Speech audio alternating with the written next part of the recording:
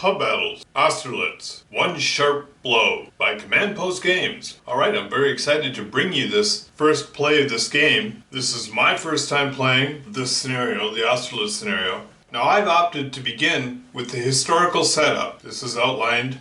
They give you the historical setup. Here's how you can set up. This is the scenario setup, and this is the historical setup. Since I've never played before, I'm going to go with the historical setup, just to see how that feels. Alright, early in the morning, the coalition army creeps forward. Through the heavy fog, they as yet see no one. Alright, it's not quite mid-morning, and we've had some interesting developments. Lanné's 5th Corps was in the road and blocked all of Napoleon's reinforcements coming up. All 3 corps are held back. Lanné did eventually get to move out of the way. Although the 2 lines are moving closer to each other, there is no combat. In the mid-morning fog, the 2 armies collide. 4 corps of Austrians, the 2nd, 3rd, 4th, and the Grenadiers, all attack hard in the center. On the coalition left, Dr. Oz 1st Corps drives hard into Davout's line, assisted with a flank attack from Liechtenstein's cavalry. Over on the coalition right, the coalition advance guard under Bagration begins advancing and contacts Lanné's corps. Suchet's division is driven back. Caffarelli's division of Lanné's corps scares off the hussars. After confused fighting, the French hussars are actually able to drive off Bagration's cuirassiers. Constantine's guard destroys the extended French line. Colloret's assault is driven back by Soult's artillery. Bloody fighting in the center. Soult still holds, but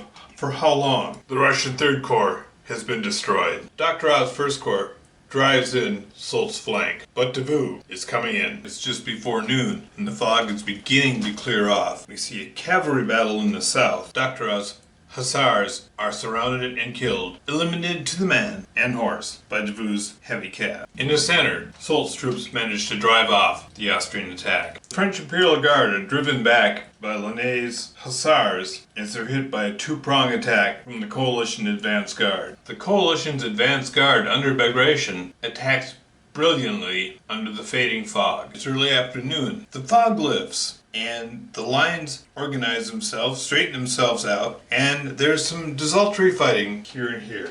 Here, in heavy fighting, Soult's corps drives back. Colloret's assault up the hill, pushing off the artillery, but not without incurring heavy losses themselves. Just west of the Golpak River, Constantin's guard destroys Murat's hussars. To their right, Constantin's horse guards, are driven back by Murat himself. Mid-afternoon, both sides are waiting for that breakthrough. Farther south, Davout comes alive. Fighting is heavy, the losses is great on both sides, and nothing decisive has been achieved. We're here by the Stagnante Pond in the center. Elements of Legrand's division are going to attempt to wipe out the Russians on the other side, when out of nowhere, Austrian cuirassiers appeared and are run down like the dogs they are.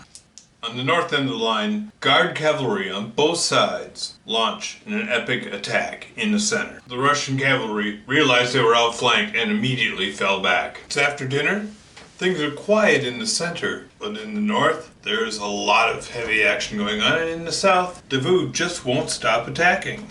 Kemmeyer's dragoons just ride off. Dr. Oz got this covered, they figure. In the center here, the Imperial Guard is flanked by Constantin's Grenadiers as they attack the Life Guards in the flank. The Life Guard falls back, but the Imperial Guard is destroyed. Bagration's advance guard loses all their cavalry. Troops are holding and rallying around Bagration and the artillery, but everywhere, everything in the advance guard has been destroyed. The sun is getting low in the sky. There may be one last chance to claim this day, but whose will it be? The Russian Grenadiers charge the French Grenadiers from behind. The French Grenadiers retreat, running into Bessier's 1st Corps and pushing them before them. Constantin's Life Guard hears the charge, picks up the standard, and runs after them. They destroy the Grenadiers. Bessier's heavy cav charge down to get a little revenge. The Life Guard forms their squares, and the cuirassiers are driven back. Must have been bad horse feed today. After all the furious guards fighting over here in the north, in the south, we have the Russian Ursov attacking Davout's Friant, the last of Friant's division. Furiously, they fight to complete exhaustion. Both units are no longer in the fight.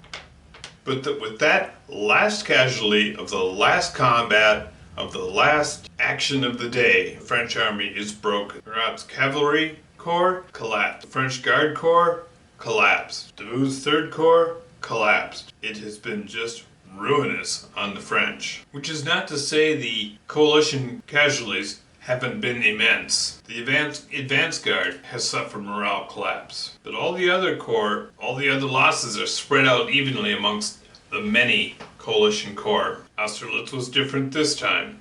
The French brought on everything, but ultimately their army broke. Good game.